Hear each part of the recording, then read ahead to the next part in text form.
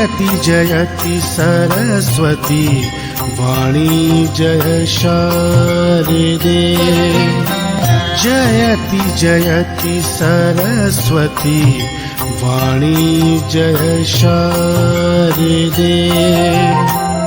अज्ञानता से माँ मुझको अब, अज्ञानता से माँ मुझको अब तार दे। जयति जयति सरस्वती वाणी जय शारदे। जयति जयति सरस्वती वाणी जय शारदे।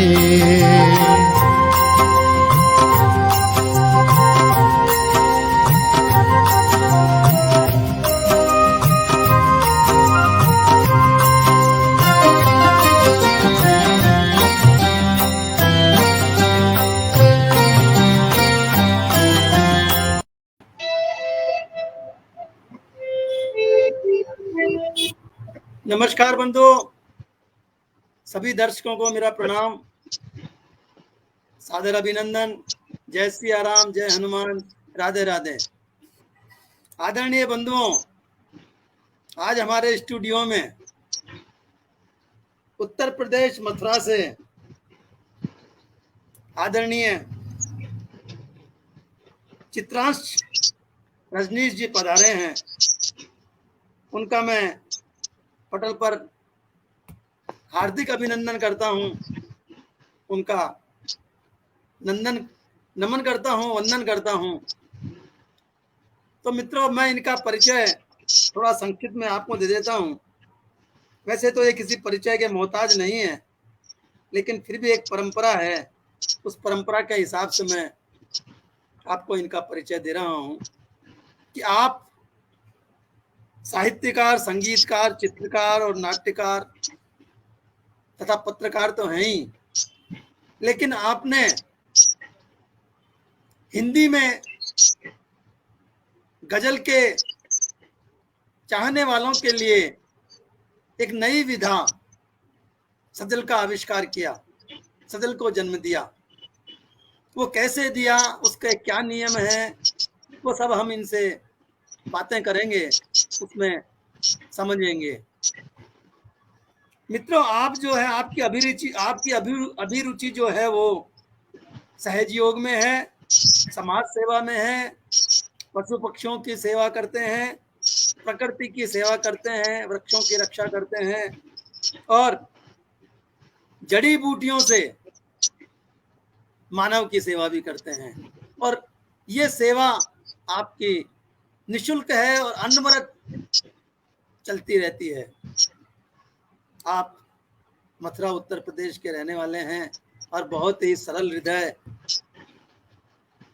इनसे बात करके बहुत अच्छा लगा था मुझे और मेरा मन किया कि मैं इन्हें पटल पर लाऊं और इनके मन में जो बातें हैं, इन्होंने जो अब तक सहेज करके रखा है, वो सब मैं आप लोगों के सामने प्रकट करवाऊं और इनसे कुछ नई बातें हम सीख सकें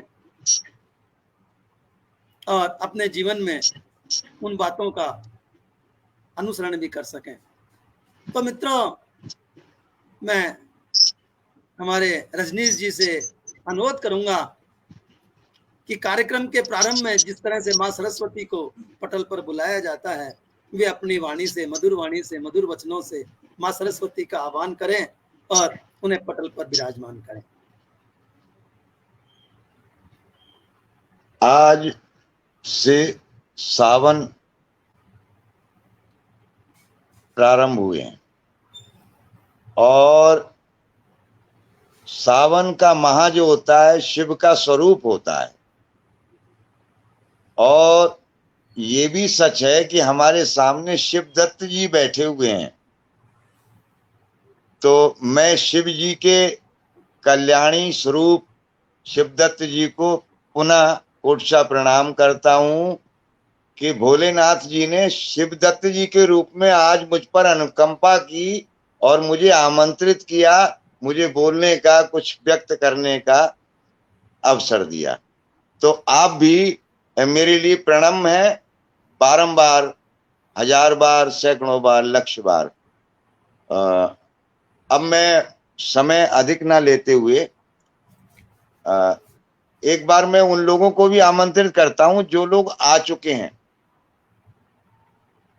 और मंच पर मैं उनको यद्यपि देख नहीं पा रहा हूं, लेकिन यदि हमारे वो आ साथ चुके में हैं तो महेंद्र विनायक जी जुड़े हैं, आपका बहुत बहुत स्वागत है। और 2 लोगों को और जो आए हैं उनको मैं भी नहीं देख पा रहा हूं, क्योंकि उनके कोई कमेंट्स नहीं आ रहे हैं। उनके कमेंट्स आए तो हमें वे दृष्टिगोचर हों। तो मित्रों, कमेंट्स करके हमें अनुग्रहित कीजिए, अपने दर्शन दीजिए। हाँ, ये महेंद्र विनायक जी जो हैं, ये साक्षात इंद्र स्वरूप इनका स्वभाव है। महेंद्र इंद्र का दूसरा नाम है भी है, और ये मेरे बहुत बहुत बहुत प्रिय है, मेरे अनुज हैं, लेकिन मुझे बहुत प्यार करते हैं। जहां मैं जाता हूं इनको मैं अपने आसपास ही पाता हूं। हमारे साथ बहन पथिक रचना भी जुड़ी हैं। आपका बहुत बहुत स्वागत है पथिक रचना जी, आपका बहुत बहुत अभिनंदन है। आपको शिवदत्त जी, थोड़ा सा मैं समय ले रहा हूं, क्योंकि ये कुछ मित्र ऐसे आ गए हैं जो ये मेरे अनुज होते हुए मेरे। मैं क्षमा चाहूंगा, पहले हम हाँ सरस्वती वंदना कर लें, उसके बाद खूब बातें करेंगे। हाँ हाँ हाँ हाँ, अवश्य अवश्य। मैं सरस्वती वंदना सुनाता हूँ। देखिए, हाँ। सरस्वती वंदना निराला जी के बाद में विश्व भर में, देश भर में सबसे ज्यादा विख्यात हुई ये रचना। नीरज जी, आदरणीय नीरज जी, सोम ठाकुर जी और निर्धन जी, जितने भी हमारे देश के डॉक्टर कुंवर बेचैन जी, सब लोगों ने इस सरस्वती वंदना को सराहा और इसको वाणी दी मेरी दत्तक पुत्री और शिष्या के रूप में डॉक्टर अंजलि भारद्वाज ने। मैं उस सरस्वती वंदना को आज आपके समक्ष प्रस्तुत करता हूं, और मैंने हारमोनियम भी रख लिया है, तो मैं हारमोनियम पे सुनाऊंगा।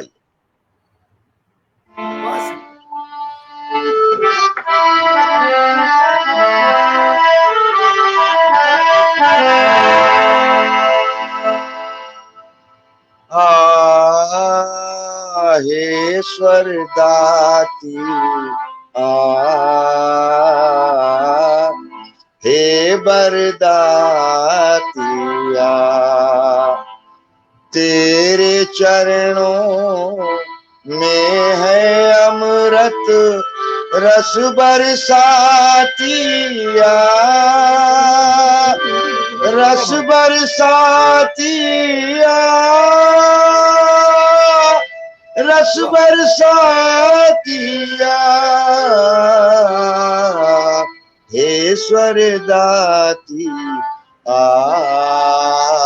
माँ, हे बरदातिया। हर आशा है कोमल कोमल, पल पल लागे बोझल बोझल। हर आशा है कोमल कोमल, पल पल लागे तुम बिन बोझल। बढ़ती जाती है व्याकुलता, धीर बंधातिया, धीर बंधातिया, धीर बंधातिया, हे स्वर दाती माँ, हे बरदातिया। दूसरा बंद। बस पाए अगर हम तेरे दर्शन, धुल जाएं धुंधले मन दर्पण। पाए अगर हम तेरे दर्शन, धुल जाएं धुंधले मन बड़ पाए अगर हम तेरे दर्शन, धुंधल जाए धुंधले मन दर्पण।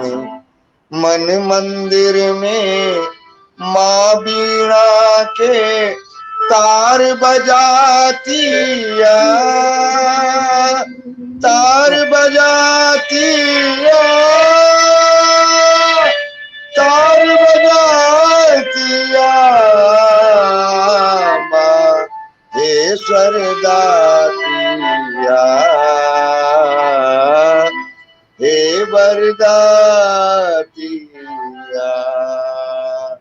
हे स्वरदाती हे वरदाती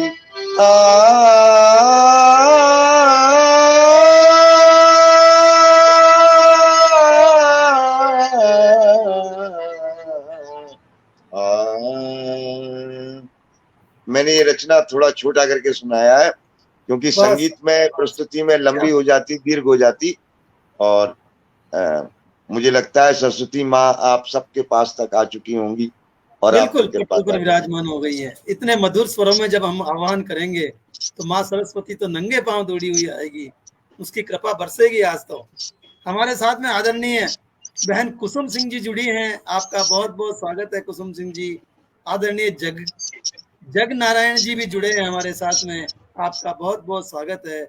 अनिल गुप्ता जी हमारे साथ जुड़े हैं, वे भी अपने कमेंट से हमें प्रोत्साहित कर रहे हैं, हमारे में ऊर्जा भर रहे हैं।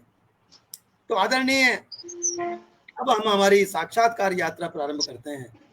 हाँ जी, मैं स्वागत है आपका। आदरणीय आप संगीत विधा में, गीत विधा में, सजल विधा में प्रवीण हैं, प्रवीण पुरुष हैं। तो आज मैं आपसे सबसे प्रथम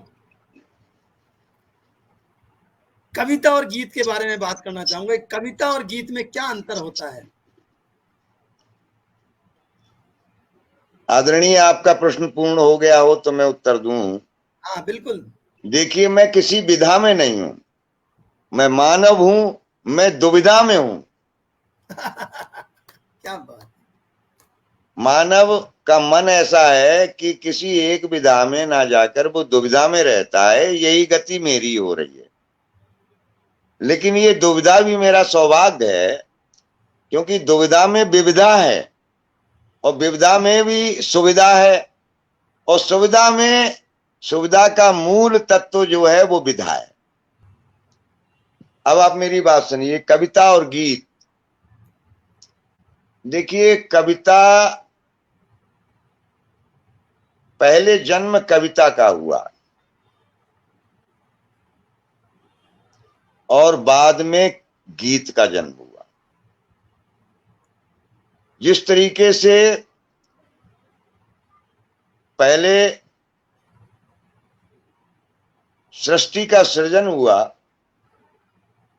उसके बाद में सृजन करने वाला कौन था, किसने किया, उसका जन्म बाद में हुआ, उसे बाद में दिखाया सबने। पहले हमारे यहाँ शक्ति रूप है, संसार हमारा शक्ति रूप है। या देवी सर्वभूतेषु सृष्टि सृजन रूपेण सस्ता, नमस्तस्यै नमस्तस्यै नमस्तस्यै नमो नमः। तो कविता जो है वो सृष्टि का साक्षात स्वरूप है, और गीत उसका, जैसे स्त्री के साथ में पुरुष के जोड़े की आवश्यकता होती है और नारी के साथ में नारायण या नर की आवश्यकता होती है, इसी तरीके से जब कविता सृजित हुई तो गीत भी सृजित हुआ। लेकिन कविता सृजित कैसे हुई? एक अदृश्य शक्ति थी जिसके अंदर एक इच्छा नाम की कोई चीज, अभिलाषा नाम की, स्त्रीलिंग, अभिलाषा स्त्रीलिंग है, इच्छा, तो उस इच्छा से मनोभाव पैदा हुए। मनोभाव पैदा हुए तो उस समय कोई ऐसा छंद विधान या कोई जानकारी ऐसी नहीं थी। तो जैसे हम, कोई अनपढ़ व्यक्ति यदि किसी व्यक्ति से बात करता है तो वो कहता है, बाबूजी आप हमारे लिए भगवान हैं। उसको नहीं मालूम कि ये कविता है या ये गद्य है या ये पद्य है, लेकिन उसका भाव ही कविता है। तो कविता का हर भाव जो है वो एक कविता है, यदि उसमें सृजन हो, वो विध्वंसक ना हो, वो सृजनकारी हो, वो कल्याणकारी हो, तो कविता है। और चाहे उसमें रस कोई भी हो। अब गीत क्या है? गीत में थोड़ा अनुशासन है। कविता तुकांत भी हो सकती है, अतुकांत भी हो सकती है। कविता एक पंक्ति में, दो पंक्ति में, चार पंक्ति में, उसका कोई वो नहीं है कि उसमें कोई नियमानुसार कुछ किया जाए। उसने कहा था मिलूंगा कल आपसे, होगी बात आपसे, हम दूर हो जाएंगे संताप से, और बन गई कविता। तो इसको कहते हैं कविता, जिसमें कोई ना ओर ना छोर, ना कोई नियम, ना कोई अनुशासन, ना कोई प्रतिपालन नियमों का। और गीत कहते हैं जिसमें कि अनुशासन है थोड़ा सा।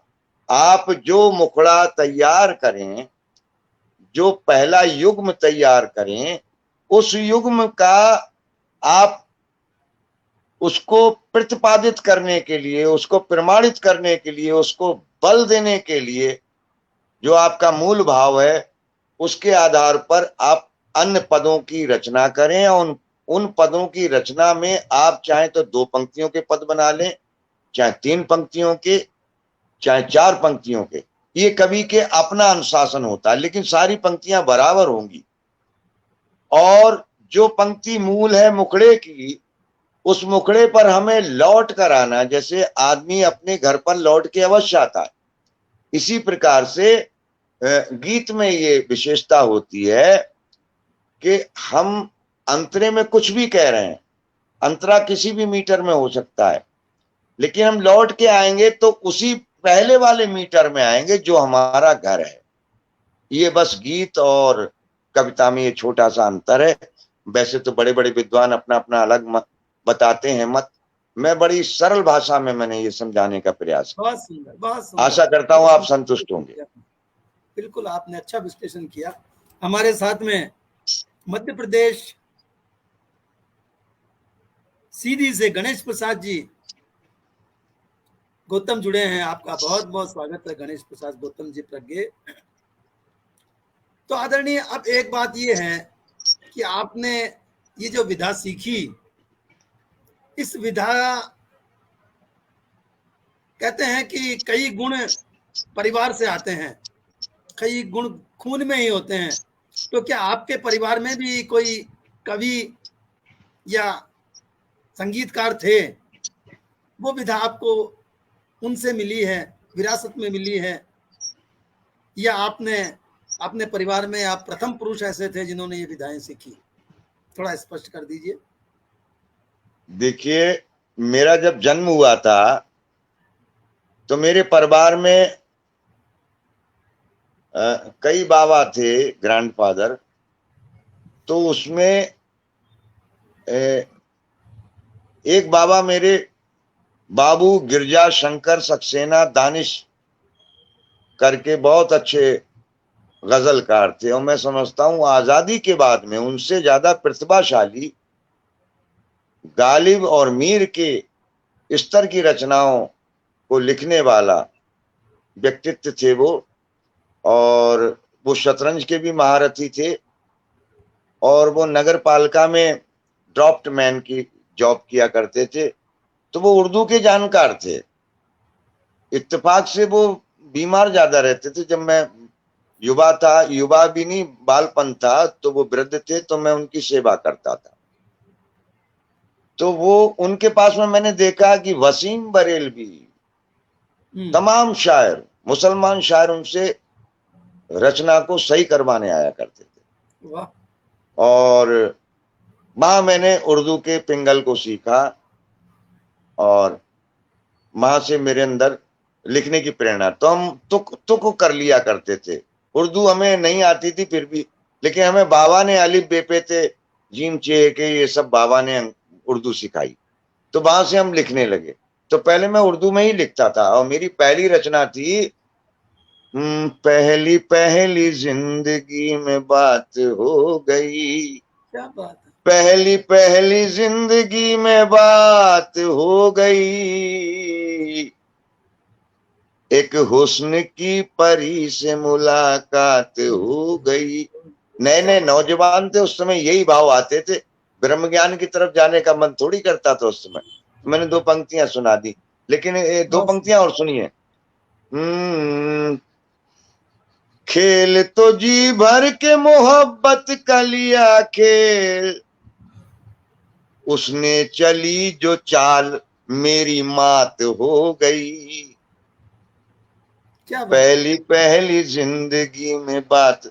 ये मेरी पहली रचना थी उर्दू में। तो उस अब वक्त आप सर नया आपकी प्रश्न। हाँ, आपकी आयु क्या रही होगी उस समय? उस समय मेरी 8-9 वर्ष की, 10 वर्ष की क्या होगी। बात। तो मित्रों, इन्हें ये साहित्य की जो रचनाओं की जो बातें हैं वो इन्हें घुट्टी में ही मिली, ऐसा समझ लीजिए कि 8 वर्ष का बालक गजल लिखने को तत्पर है, गजल लिख रहे हैं। इससे ज्यादा और घुट्टी के लिए क्या बात की जाए। तो फिर आदरणीय, आपने अपनी पहली रचना सार्वजनिक कब करी? स्कूल में करी? नहीं, अभी मैंने ये बालपन वाली तो रचना सुना दी। हाँ। ये सबसे मेरी पहली रचना थी उर्दू में, यानी गजल में। हाँ हाँ। और उस समय गीत हम फिल्मी गीतों पे ज्यादा लिखा करते थे। अच्छा अच्छा। जैसे फिल्मी गीत आया कोई, तो फिल्मी गीत का हम उस पर माता की भेंट या भजन बना दिया करते थे। जैसे सुन सावा सुन प्यार की धुन, मैंने तुझे चुन लिया तू भी मुझे सुन। हमने लिख दिया सुन माता सुन, बालक की सुन, और मैंने तुझे चुन लिया तू भी मेरी सुन सुन सुन सुन सुन माता सुन। छल छल छलकते नयन माता तेरे प्यार में, बैठा रहूं मैं कब तक माँ तेरे इंतजार में। उस समय जो मेरी उम्र थी उस हिसाब से मैं ये भाव लिखता था। ये मेरे शुरुआती 10 साल की, 9 साल की, 11 साल की उम्र की स्थिति थी। हमारे घर में पिटाई भी लगती थी इस मामले में। अच्छा। कि तू ये सब क्या करता है नौटंकी, ये नहीं करना है, तुझे तो पढ़ना लिखना है, कुछ बनना है। लेकिन मार खाते थे फिर भी, कहीं जागरण हो, कीर्तन हो, भजन हो, स्वांग हो, रसिया हो, हम वहां जाते और सुनते। और कोई बढ़िया, कोई कुछ भी सुना रहा था तो एक बार जवाबी जागरण चल रहा था, जवाबी कीर्तन वहां, तो उन्होंने एक सजना शब्द दिया था कि सजना शब्द पर यमक अलंकार में और रचना को लिख के दिखाइए। तो वहां गुरु बैठा हुआ करते थे, पार्टियों के अपने अपने गुरु। वो उस जवाब को नहीं दे पाए। उस जवाब पे 51,000 रुपए का पुरस्कार था सुबह उस जमाने में, और चांदी की वो थी, और 4 पार्टियां लगी थी। तो मैंने जो अपनी लोकल पार्टी थी उस पार्टी को मैंने उसको लिखा रात में, और जवाब ये था कि रात के 10 बजे से लेकर सुबह 5 बजे जब खत्म होगा प्रोग्राम तब तक दे सकते हैं। तो मैंने लिखा, घर आए हैं तेरे सजना, तू आज दुल्हन सी सजना, तू ऐसी वैसी बिल्कुल न सजना, तू सज सज के ऐसी आज सजना, सजना की तेरा सजना न भूले तेरा सजना। क्या बात। तो ये था कि जब लक्ष्मण जी राम जी के साथ वनवास को जा रहे थे तो उन्हें प्यास लगी, अभी महल से निकले नहीं थे, तो उन्होंने अपनी पत्नी से जल मांगा। पत्नी बोली लेके आ रही हूं। तब तक राम ने कहा चलो चलो। हमने कहीं ये सुना कि वो जल लेके वहीं लोटा लिए खड़ी रही पत्थर की मूर्ति की बात में, जब तक कि वो लक्ष्मण जी वापस नहीं आए लंका जीत के। और वहां से आने के बाद में जब कृष्ण जी ने पूछा ये आंगन में मूर्ति सी कौन सी खड़ी है, तो उन्होंने कहा ये तुम्हारी पत्नी है। तब उसने कहा घर आए हैं तेरे सजना, तू आज दुल्हन सी सजना, तू ऐसी वैसी बिल्कुल ना सजना, तू सज सज के ऐसी आज सजना, सजना की तेरा सजना ना भूले तेरा सजना। क्या बात, बस तो ये वहां से मेरी कविताओं का, यहाँ से उल्टा सीधा लिखते थे उस समय, तो ये मेरा था। बहुत सुंदर। तो आदरणीय, स्कूल में भी आपकी बाल सभाओं में और उसमें आपकी रचनाएं, या वार्षिक जो उत्सव होते थे उनमें भी आपकी रचनाएं सुनने को लोग उत्सुक हुए होंगे, आपको प्रोत्साहन मिला होगा। स्कूलों में जब भी वार्षिक उत्सव में कराता था तो मैं अधिकतर अपने ही लिखे गीतों को प्रयोग करता था, मैं कभी दूसरे गीतों को नहीं। आपने सुना होगा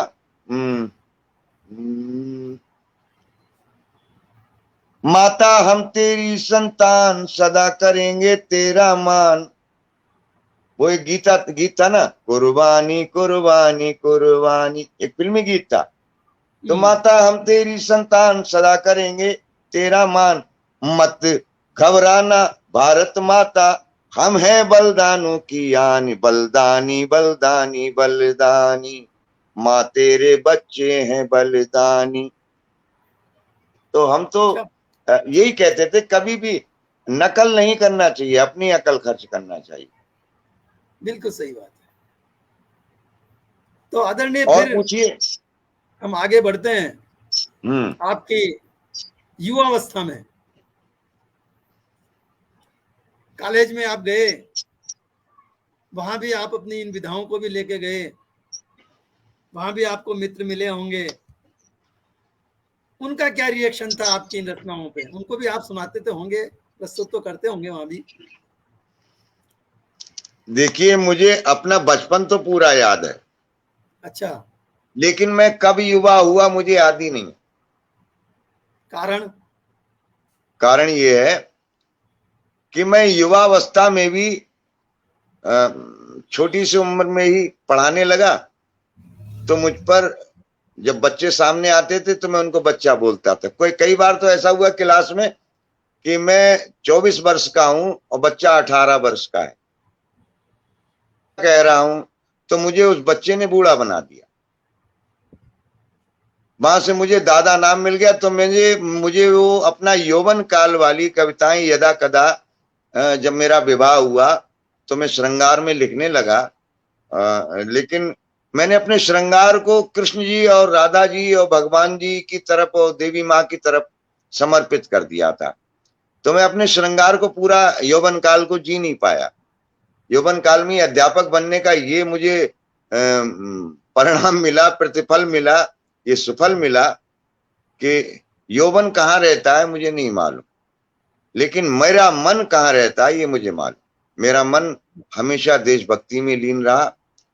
तेरी मिट्टी पर निशान मेरे घुटनों के, रेतीली सतहों पर मेरी चरण छाप है, तेरे पेड़ों की टूटी ये शाखें कहती मैंने रोज बिगाड़ा तेरे श्रृंगारों को, ढेर अनखिली कलियों का भी रो रो कहता मैंने तोड़ा है तेरी वीणा के तारों को, फिर भी तूने क्षमा कर दिया बार बार है। मेरे देश मेरी धरती माँ, मुझे इसलिए तुझसे प्यार है, तुझसे प्यार है, तुझसे प्यार। क्या बात, बहुत तो हमारे स्वभाव, हाँ, हमारे साथ में अवधेश कुमार जी, अवधेश जुड़े हैं। आपका बहुत बहुत स्वागत है अवधेश कुमार जी। अवधेश गुप्ता नमन जी तो नहीं है? अवधेश कुमार, अवधेश जी लिखा है सर। हाँ, तो अवधेश कुमार गुप्ता जी नमन जी हो सकते हैं, ये भी हमारे मित्र हैं। और जिन मित्रों का मैं नाम नहीं ले पा रहा हूँ, विनायक जी, अनिल गुप्ता जी, मुझे नाम यहाँ दिख नहीं रहे, पता नहीं क्यों। और मैं ये आपसे थोड़ा आग्रह करता हूँ कि ये जो मित्र हैं ये मेरे हृदय आंगन में भांत भांत के पुष्प हैं। कोई गुलाब है, कोई गुड़हल है, कोई कनेर है। और बस हाँ, तो इन सबको मेरा चरण बंदन और आभार। ये मुझे उत्सुकता से आज सुनने आए, और मैं चाहता हूं कि अब सुना ज्यादा जाए और संवाद कम हो। यदि इंटरव्यू में कोई साक्षात्कार में, वैसे आप कठिन से कठिन प्रश्न पूछिए, मैं तैयार हूं, मैं पूरा हमारे साथ तैयार में होके आया हूं। आदरणीय हमारे साथ में पंकज कुमार जी खरे भी जुड़ गए हैं। आप बहुत अच्छे गीतकार हैं, बहुत अच्छे संचालक हैं, आपका बहुत बहुत धन्यवाद। और अब खरे आप जो जी है, आपकी, खरे जी तो हमारे यहाँ हमारे ही चित्रगुप्त वंशज व्यक्तित्व होते हैं ये। और हमारे बिल्कुल हमारे जो परिवार के जो कुल के सबसे बड़े देवता थे, उनके सबसे खरी संतान है ये। खरी इसलिए सन इनको मैं नमन करता हूं, तभी इन लोगों का नाम खरे पड़ा था। खरे पड़ा। तो मुझे गर्व हुआ कि आज हमारे सामने, हमारे पास में खरे खरे लोग भी आए हुए हैं, और सोने जैसे खरे होते हैं ये लोग। इनको मेरा सर नमन कहिएगा। अवधेश कुमार जी की बात कर रहे थे कि अवधेश हाँ, कुमार जी आसनसोल पश्चिम बंगाल से हैं। अच्छा। ये आपको प्रणाम तो कर रहे हैं और आपका अभिनंदन कर रहे हैं। आप सब लोग मेरा लिंक ले सकते हैं, कहीं ना कहीं से मिल जाएगा, और हमारे डॉक्टर शिवदत्त शर्मा जी दे देंगे। और लिंक बिल्कुल लेके आप मुझसे संवाद करिए, आपको अच्छा लगेगा। मैं बिल्कुल समझता हूँ आपको अवश्य अच्छा लगेगा, क्योंकि मैं जिससे जुड़ जाता हूँ, तो मैं तो वो सीमेंट की तरह हूँ, जुड़ जाता हूँ तो फिर छूटता नहीं हूँ। बात सुन। तो सर हम बात कर रहे हैं कि आप बात, अपनी बात चल रही थी श्रृंगार की। हम्म। तो मैं चाहता हूं कि हमारे दर्शकों को श्रृंगार में एक रचना सुना दी जाए, और वो अगर संगीत के साथ हो तो और भी उत्तम रहेगी। हाँ हाँ हाँ हाँ हाँ हाँ। आप तो ये बस बस करें। देखिए, डॉक्टर साहब, आप जो हैं, एक तो श्रृंगार के आप स्थापित कवि हैं। अब मुझे मुझे अच्छी तरीके से ये ज्ञात हुआ कि आप श्रृंगार को बहुत अच्छी तरीके से सृजित करते हैं, और यद्यपि मैं कम करता हूं, लेकिन आप कहें तो थोड़ा वियोग श्रृंगार में सुना दूं। बिल्कुल बिल्कुल सही, बिल्कुल। हम्म,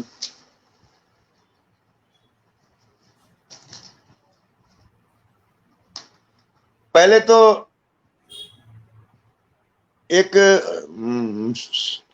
संयोग श्रृंगार का ही सुनिए, मुक्तक सुनिए पहले। स्वागत है सर, स्वागत है। कहें कैसे कटीले सैन घायल कर नहीं सकते, कहें कैसे कटीले सैन घायल कर नहीं सकते, तुम्हारा रूप मेरे नैन से ओझल कर नहीं सकते। कहें कैसे कटीले सैन घायल कर नहीं सकते, तुम्हारा रूप मेरे नैन ओझल कर नहीं सकते। झनकती प्रीत की पायल हो जिसके नर्म अधरों से, झनकती प्रीत की पायल हो जिसके नर्म अधरों से, कहूं कैसे सुरीले बैन पागल कर नहीं सकते, कहूं कैसे सुरीले बैन पागल कर नहीं सकते। मित्रों, इसमें और सैन सैन शब्द जो आया है, वो सैन शब्द का अर्थ है इशारा, क्या बात है, कटाक्ष, संकेत, संकेत, इशारा वो है। नैनों का, नैनों तिरछे से सैन मुझे तिरछे घायल कर नैनों नहीं से सकता। देखना, इशारे से देखना, इंगित करना, मुंह से कुछ नहीं बोलना और सब कुछ बोल देना, उसको कहते हैं सैन। ये तो ब्रज भाषा, ये, राजस्थानी भाषा का पुराना, बहुत पुराना हाँ शब्द है सैन करना। हाँ हाँ। हाँ, स्वागत है सर, आगे अच्छा, बढ़िए। मैं देखिए सुनाता हूं आपको। हम्म,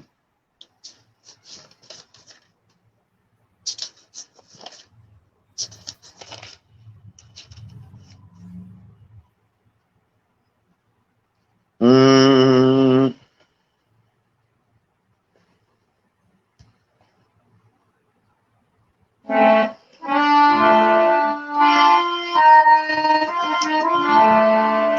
हाँ, तुम बिन ये रात है काली, प्रिय तुम बिन यह रात है काली।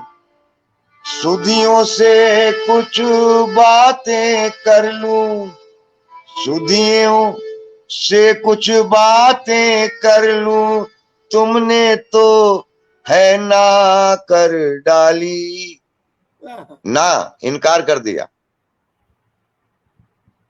सुधियों से कुछ बातें कर लूं, तुमने तो है ना कर डाली।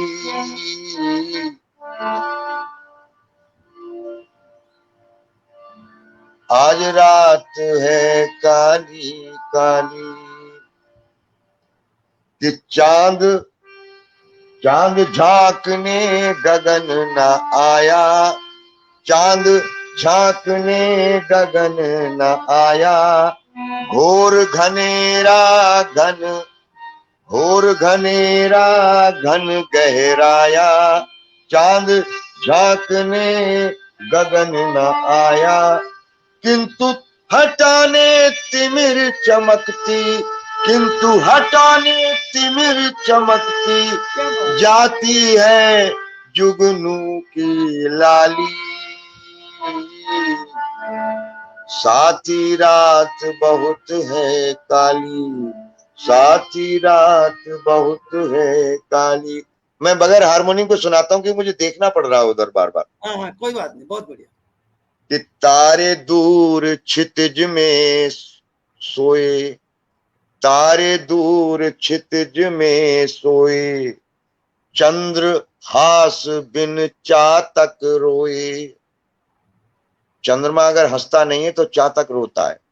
तारे दूर क्षितिज में खोए, चंद्र हास बिन चातक रोए। किंतु कहीं तो बजती होगी, किंतु कहीं तो बजती होगी, पायल छम छम नूपुर वाली। क्या बात है। किंतु कहीं तो बजती होगी, पायल छुन छुन नूपुर वाली। साथी रात बहुत है काली। देखिए वियोग श्रृंगार का अगला पद।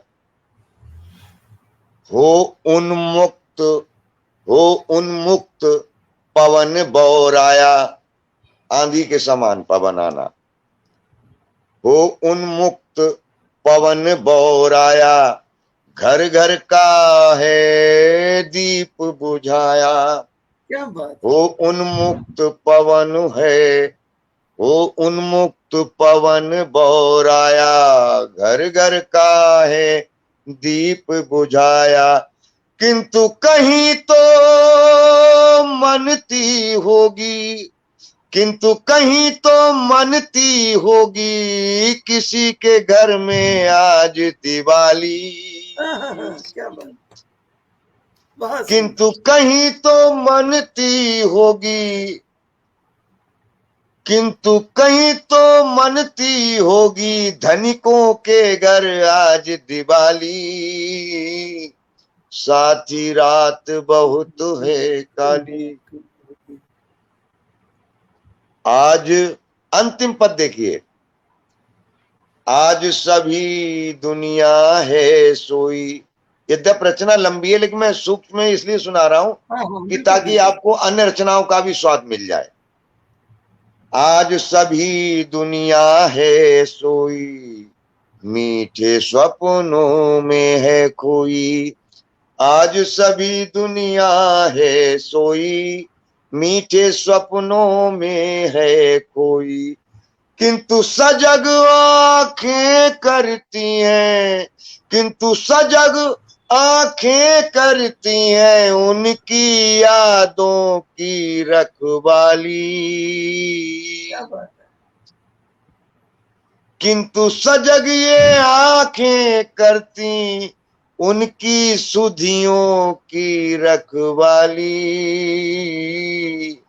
साथी रात बहुत है काली, साथी रात बहुत है काली। क्या बात है, बहुत सुंदर, ये बहुत वियोग सुंदर, श्रृंगार का गीत था। और बहुत मैं सुंदर। आपको पसंद आई रचना तो हृदय से मेरा बहुत बहुत प्यार आभार बहुत सुंदर, बहुत स्वीकार सुंदर। करें। और यदि स्वीकृत ना हो तो मुझे व्यक्तिगत कमेंट करके अवश्य बताएं। जहां भी रचना में कोई दोष हो, मैं हर किसी श्रोता को अपने से बड़ा योग्य मानता हूं, है ना। आप लोगों में बैठकर ही ये सब आपकी कुछ कुछ तो ये जो कमेंट्स होते हैं, कमेंट्सों के प्रसाद से भी हम बहुत कुछ, कमेंट्स भी हमारे गुरु की तरह हमें सिखाते हैं। बहुत मैं सुंदर, हमेशा यही कहता हूं कि यदि कोई कमेंट्स कर रहा है आपको सिखाने के लिए या आपकी आलोचना कर रहा है, तो कहा गया है कि निंदक नियरे राखिए बहुत आंगन सुंदर। कुटी छवाए। यही लोग तो हमारे अवगुणों को, हमारी कमियों को हमें बताते हैं, उस वजह से हम दूर कर लेते हैं। बिल्कुल सही। तो यदि कोई रचना में दोष हो, कहीं कुछ लग रहा हो, तो आप मुझे टोक सकते हैं, बता सकते हैं, व्यक्तिगत भी बता सकते हैं, सार्वजनिक भी बता सकते हैं। और हर बताने वाले का मैं अभिनंदन और प्रणाम करता हूं। अब आगे तो आप आदरणीय, अगला प्रश्न पूछिए। अब हम उस प्रश्न पर आते हैं। हम्म सजल, सजल हम्म विधा लिखने का या बनाने का आपके मस्तिष्क में कैसे विचार आया और कैसे आपने इसकी रचना की? देखिए महोदय, मैं हर भारतवासी से कहता हूं, हिंदुस्तानी से नहीं कहता हूं, इंडिया वाले से नहीं कहता हूं, आर्यावर्त वाले से कहता हूं, जम्बू द्वीप वाले से कहता हूं, भारत खंड वाले से कहता हूं, मेरा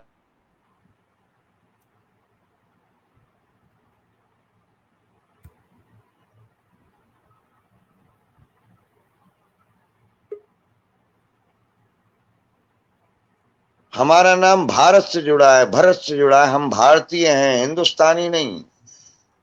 वी आर नॉट इंडोस्टान, हिंदुस्तानी, हिंदू नहीं। हम भारतीय हैं, भारतवंशी। बस अब आप समझ गए होंगे बिल्कुल। कि हमारे घर पर चाचा जी बोला जाता है, पिताजी बोला जाता है, चाचा जान नहीं, भाई जान नहीं, अब्बा जान नहीं, अम्मी जान नहीं, मम्मी नहीं, डैडी नहीं। हालांकि बोलने लगे हैं लोग। हाँ हाँ, पिता, डैड को डैड बोलते हैं, और मम्मी को जो मम्मी है, मम्मी मरी हुई को मम्मी बोलते हैं। बारे वाह, सब लोग, कोई पगड़ी लगाकर अपने को कहता है हम इस मत के हैं, कोई हरी टोपी पहन के कहता है हम इस मत के हैं, और हम अपनी टोपी लगाने में और चोटी रखाने में शर्म महसूस करते हैं। बारे वाह भारतवंशियों, और कितने साल गुलामी देखोगे, और कितने बार अपनी माताएं और बहनों को दूसरे धर्मावलंबियों के अधीन देकर विकृत संक्रमण जातियों को उत्पन्न करोगे। सोचने की बात है। राष्ट्रीयता में आइए, राष्ट्र धर्म की ओर आइए। सजल का जन्म यहीं से हुआ। हाँ, कि हमारी सजल में अगर किसी को आना है, सजल लिखना है, तो पहले तो ये देखो ये भारतीय भाषा की सजल है। जैसे हमारे सवैया, हमारे गीत, हमारे पद, हमारे दोहे, वेद के समय से ये दो पंक्तियों के श्लोक चले आ रहे हैं, दो पंक्तियों के दोहे चले आ रहे हैं, दो पंक्तियों की गजल पैदा हो गई, दो पंक्तियों की और भी चीजें पैदा हो गई। वो इश्क तक सीमित थी। एक रूपसी मिली, देखा, मिले, नैन से नैन हुए, आंखें चार हुई, प्यार हुआ, इकरार हुआ, फिर इनकार हुआ, फिर हृदय टूटा, और हृदय टूटने के बाद वियोग हुआ, फिर शराबी बन गए, मधुशाला चले गए, फिर वीरानेपन में दीवाने हो गए, बस्ती उजड़ गई, अंत में मर गए, कब्र में पहुंच गए। बस ये गजल का स्वरूप है।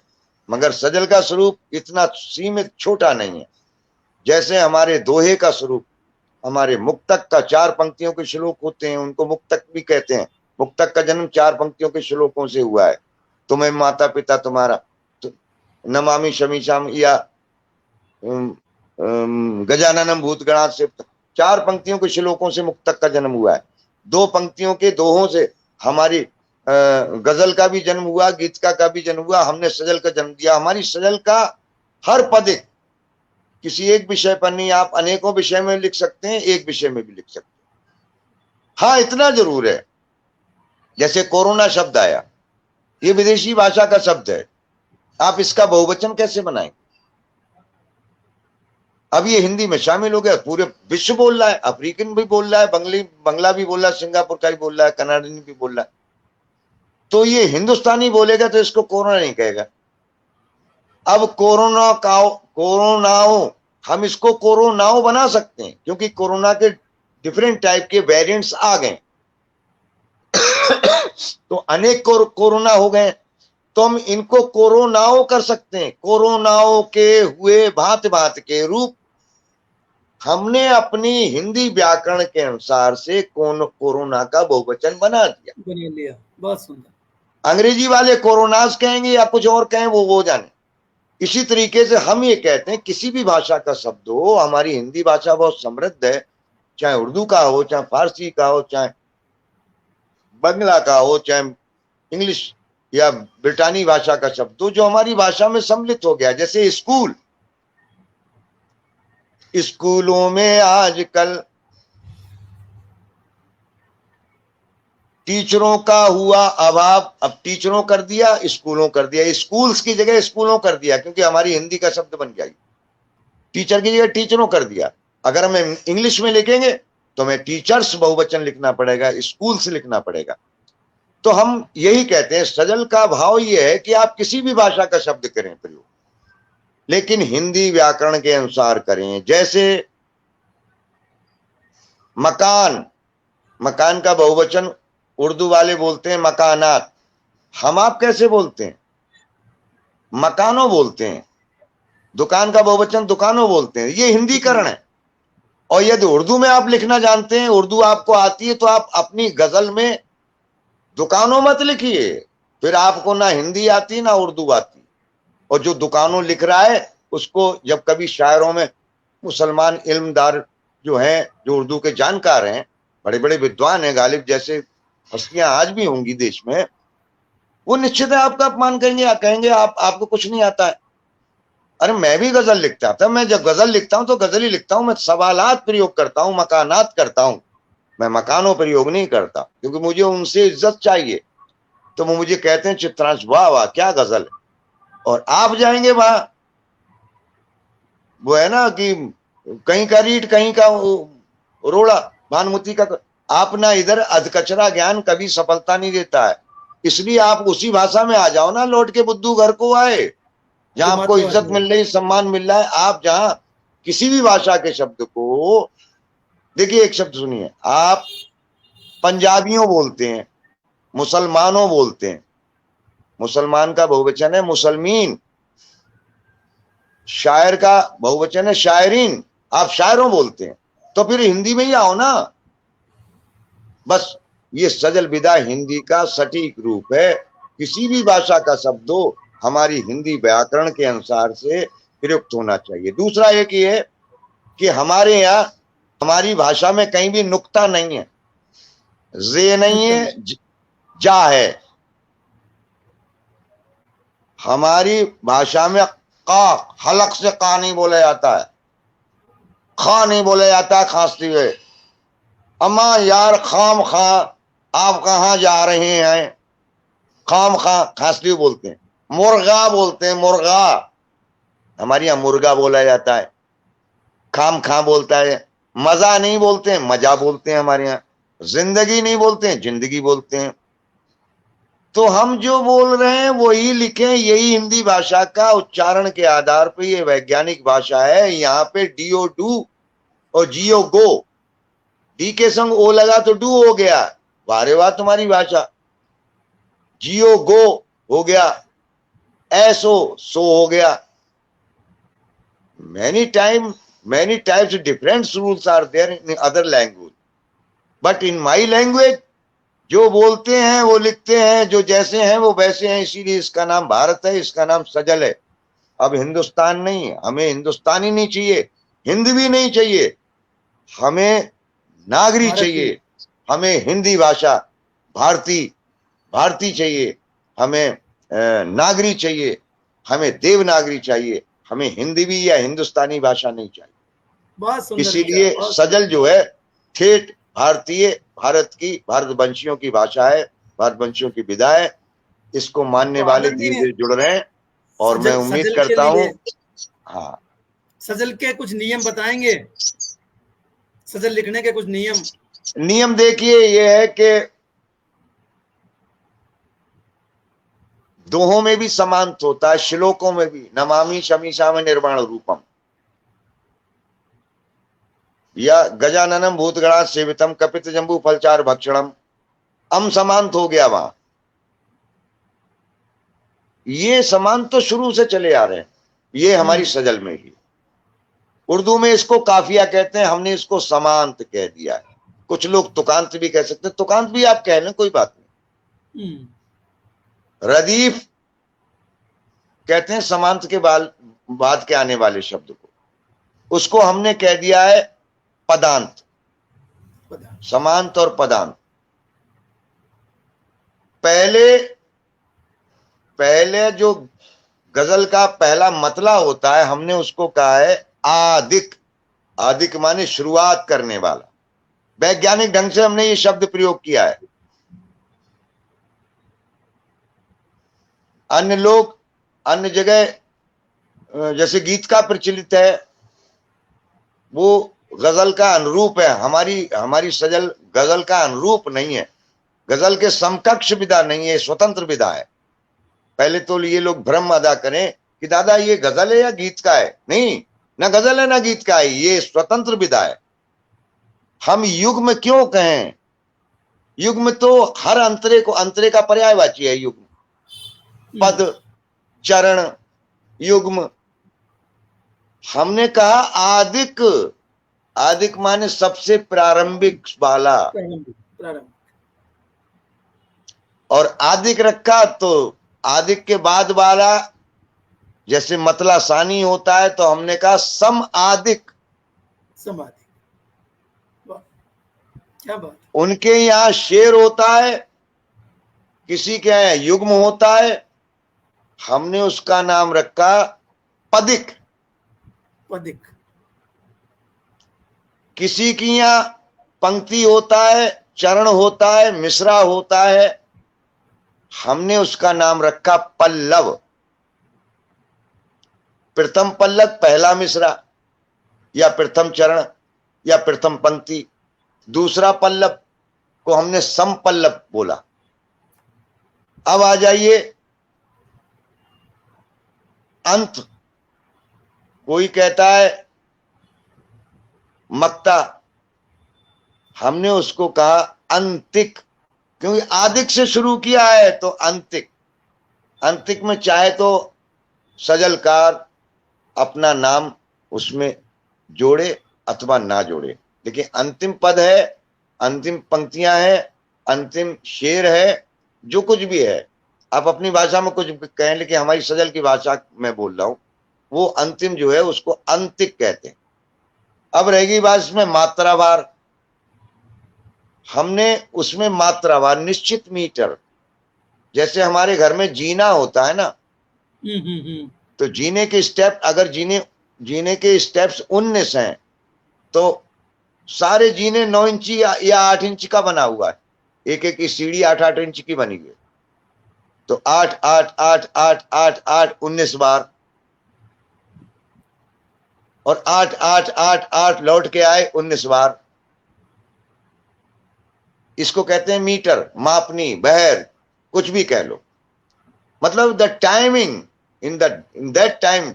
जैसे हमने बोला, संगीत के हिसाब से बताता हूं, 1 2 3 4। अब हम जो हमने अंतराल जो टाइम लिया है 1 2 3 4, इस 4 टाइम में हम 8 टाइम भी बोल के दिखा देंगे आप। 1 2 3 4 5 6 7 8 4 टाइम का जो हमने पहली बार में टाइम लिया था, यदि 1 मिनट लिया था तो हम उसमें 8 बार बोल के दिखा देंगे। आप कहेंगे कि इसमें 16 बार बोल के दिखाओ दादा। 1 2 3 4 1 2 3 4 5 6 7 8 9 10 11 12 13 14 15 16, वो टाइम उतना ही लगा। इसको कहते हैं द टाइमिंग, रिदमिंग, संगीत की भाषा में। तो हमारे सजल में भी देखिए, नाद पहला ब्रह्म है। पहले नाद पैदा हुआ, उस नाद को कवित्र रूप दिया गया, सब छंद का रूप दिया गया, गजल का दिया, गीत का दिया गया, गीतका का दिया गया। सारी विधाएं अपनी अपनी जगह हैं, बहुत अच्छी हैं, वहीं से हम सीख के निकले हैं। लेकिन अब यहां हम जो प्रतिपादित कर रहे हैं, क्योंकि समय परिवर्तित है, हर चीज परिवर्तित है, किसी की आलोचना किए बिना हम अपने कार्य को बढ़ाएं। हर उस विधा के उन्नायक को, हमारे ओम नीरज जी हैं, गीतका को चला रहे, मैं उनको भी हमारे सजल मंच ने, छत्तीसगढ़ वालों ने, जबलपुर वालों ने उनका अभिनंदन किया, जबकि वो गीतका के उन्नायक है, हिंदी की सेवा कर रहे हैं।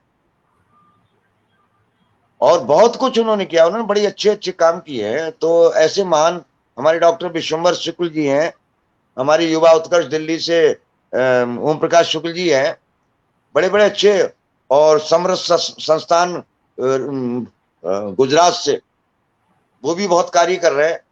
लेकिन वो धीरे धीरे समझ रहे हैं कि नहीं दादा, आप जो काम कर रहे हैं भाई, हमें जैसे चटनी बनाना आती है, हमने बना दी, आपको जैसी आना, आपकी भी टेस्टी, हमारी भी टेस्टी।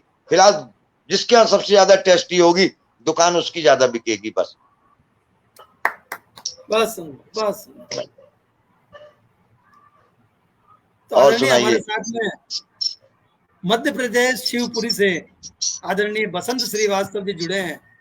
वो काफी कमेंट्स करके हमें जो है प्रोत्साहित कर रहे हैं, हमारे में ऊर्जा भर रहे हैं।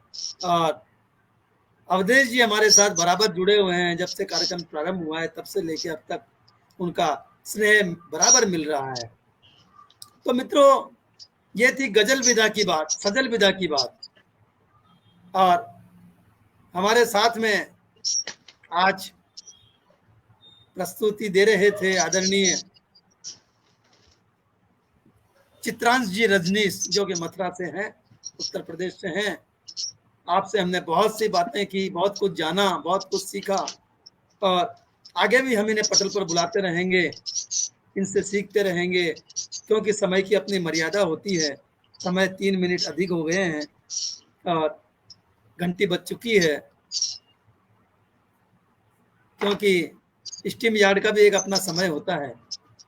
इसलिए मैं अंत में आपसे एक ही बात पूछना चाहूंगा, अनुरोध करना चाहूंगा कि यदि आप हमारे नवयुवकों को, नव सृजनकर्ताओं को कोई संदेश देना चाहें, क्योंकि आपने बहुत लंबी पारी जीवन की भी खेली है, साहित्य की भी खेली है, सृजन की भी खेली है, आपके पास बहुत कुछ है। आप अपने वचनों से आशीर्वाद दीजिए और कोई ऐसा संदेश दीजिए जिससे कि युवकों का, नव सृजनकर्ताओं का मार्गदर्शन हो सके। देखिए, ये जो युवा शक्ति है, ये पराई नहीं है। हम खंडर हैं, ये हमारी इमारत है। हम खंडर हैं, खंडर को और खंडर किया जाता है जब तक, और करने के बाद में जब ये इस पर नई इमारत बनती है, जो उसका यौवन काल हमसे, हमारा ही रूप है, हमारा ही सौंदर्य है। तो मैं युवाओं से एक बात कहता हूं, मैं चाहता हूं 4 पंक्तियां सुनाकर, समय हो गया है, कोई बात नहीं, लेकिन युवाओं के लिए 4 पंक्तियां जरूर मैं सुनाना चाहता हूं। स्वागत है सर।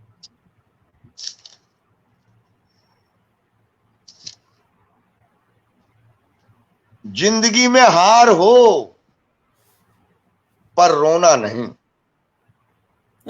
जिंदगी में हार हो रोना नहीं, और हौसलों का साथ तुम खोना नहीं, और फूट की फसलें उग रही हैं देश में, फूट की फसलें उग रही हैं देश में, नफरतों के बीज तुम बोना नहीं। क्या बात। और है कमाना तो कमा लो पुण्य धन, है कमाना तो कमा लो पुण्य धन, पाप गठरी शीश पर ढोना नहीं। और धीरता की ले दवा तू दर्द में, धैर्य की, धैर्य की तू ले दवा हर दर्द में, हाथ जीवन से कभी धोना नहीं। क्या बात, बात हाथ कह दिया। जीवन से कभी धोना नहीं। और कौन जो मारा नहीं दुर्भाग्य का, ऐसा कौन सा व्यक्ति जिस पर दुर्भाग्य कभी आता नहीं। कौन जो मारा नहीं दुर्भाग्य का, कष्ट से विचलित हो रुदन करना नहीं। और धूप बारिश शूल हो या आंधियां, धूप बारिश शूल हो या आंधियां, ओट में तुम छांव की सोना नहीं। क्या बात। जो छांव में सोते हैं, एसी में सोते हैं, उनमें देशभक्त पैदा नहीं होते। देशभक्त जमीन मट्टी में खेलने वाली संतान संगमरमरों की नहीं होती। तेरी मिट्टी पर निशान मेरे घुटनों के, ये मेरा अनुभव है। आज हमारा जवान से पूछो, नौजवानों से पूछो, पसीना, धूप, छांव, राजस्थान की तपती धूप में, और राजस्थान से कितने फौजी जाते हैं, सब अधिकतर मध्यम वर्गी तक जाते हैं। रईसों के यहां से आम फौजी नहीं बनते, न कभी देश रखाया, इन्होंने तो देश लूटा है। तो धूप बारिश शूल हो या आंधियां, ओट लेकर छांव की सोना नहीं। और दुख मिटाना चाहते हो तो शुभ कर्म करो। क्या बात। अच्छा, कुछ साधु बाबाओं के पास जाते हैं, महात्माओं की, हमारा भाग्य नहीं बदला है, मेरा बच्चा, या स्वयं आदमी सोचता है हे भोलेनाथ, या आप कुछ ऐसा करो कि मेरा जल्दी से नंबर आ जाए, मैं IITN जल्दी बन जाऊं, सिलेक्ट हो जाऊं, सर्विस में आ जाए। और वो जादू टोना या पूजा पाठ के चक्कर में रहते हैं। पूजा पाठ करके सोमनाथ लुट गया था, हम लुटते ही रहे, ज्यादा पूजा पाठी थे, शास्त्र के चक्कर में लुट गए। शस्त्र हाथ में लो तो नहीं लुटोगे, भगवान ने स्वयं लिया है शस्त्र हाथ। तो अंतिम पंक्तियां बोल रहा हूं कि दुख मिटाना चाहते हो, स्वयं को बनाना चाहते हो तो शुभ कर्म कर, मंत्र जादू तंत्र या टोना नहीं। जिंदगी में हार हो रोना नहीं, हौसलों का साथ तुम खोना नहीं। मैं युवा शक्ति को प्रणाम करता हूं, मेरे साथियों, मेरे बच्चों, तुमको मेरी उम्र लगे, मेरे आयु का क्षण क्षण समर्पित, तन समर्पित, मन समर्पित चाहता हूं। ऐ युवाओं, आपको कुछ और भी दूं, तन समर्पित, मन समर्पित, आयु का क्षण क्षण समर्पित, और शुभ आशीर्वाद। क्या बात, बहुत बहुत बहुत सुंदर। तो मित्रों, ये थे हमारे साथ में चित्रांश रजनीश जी, जिनसे हमने खूब बातें की, लेकिन फिर भी मन नहीं भरा। समय होता तो हम इनसे और भी बातें सुनते, सीखते, और भी बातें करते, इनकी रचनाएं भी सुनते। इसके लिए हम इन्हें दोबारा कभी समय मिलेगा तो आमंत्रित करेंगे। इनको समय की बहुत कमी रहती है, इनके बहुत चाहने वाले हैं जो इन्हें बुलाते रहते हैं, इनसे सीखने आते हैं। ये हमेशा अपने जीवन का हर क्षण लुटाने में रहते हैं, सत्कर्मों में लगाने में रहते हैं। लेकिन मैं फिर भी इनसे अनुरोध करूंगा किसी दिन के पटल पर दोबारा पधारें और हमें अनुग्रहित करें। आप आज पधारे, इसके लिए आपको बहुत बहुत साधुवाद, बहुत बहुत धन्यवाद। मित्रों, आप लोग भी जो पधारे हो, इतना समय निकाल करके आपने हमें सुना, चित्रांश जी को सुना, इसके लिए आप सभी को बहुत बहुत धन्यवाद, बहुत बहुत साधुवाद, आभार आपका। नमस्कार, प्रणाम, जय सिया राम, जय हनुमान, राधे राधे। डॉक्टर साहब, मैं 2 पंक्तियां और कहना चाहता हूं। स्वागत है सर। रंग रलियों में झूम लेता हूं, प्रेम गलियों में घूम लेता हूं, रंग रलियों में झूम लेता हूं, प्रीत गलियों में घूम लेता हूं, और प्यार का प्याला जहां मिल जाए मैं उसकी चौखट को चूम लेता हूं, क्या बात, मैं उसकी चौखट को चूम लेता हूं। तो आपने मुझे इतना प्यार का प्याला पिलाया है, और इस बार तो आपने मेरा खूब पोस्टमार्टम किया है पूरा।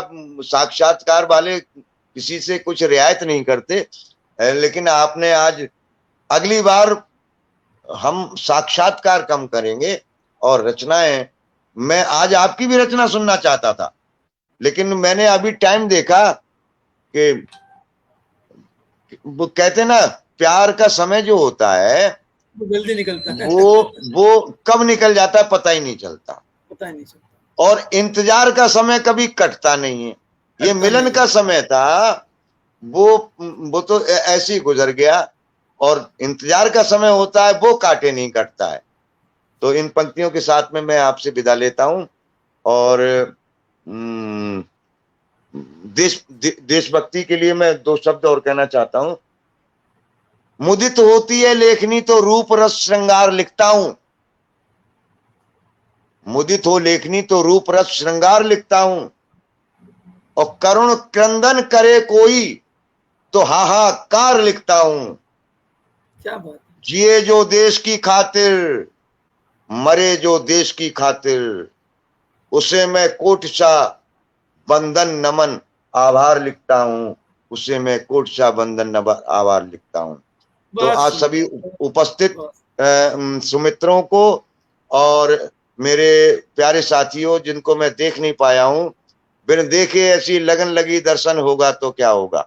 क्या बात, मैं आपका चरण वंदन करता हूं, हृदय से आभार व्यक्त करता हूं, और मैं इस आभार को शब्दों के द्वारा ना समझें, आप मेरे हृदय की भावनाओं को समझ लें। मैं बहुत प्यार से ये बात कह रहा हूं कि आप हमेशा, मैं जहां जा रहा हूं आपका साया मिले, आप जहां जा रहे हैं मैं आपके पास उपस्थित रहूंगा। चरण वंदन। जय श्री राधे, जय भोले की, जय हिंदुस्तान, जय भारत। हिंदुस्तान से भारत बनाना है, इसलिए भारत। इसी पटल पर या किसी अन्य पटल पर और रूबरू होंगे इनसे। तब तक के लिए आज्ञा, नमस्कार, प्रणाम। शर्मा जी परिवार से नमस्कार, आपको अभिनंदन। आपका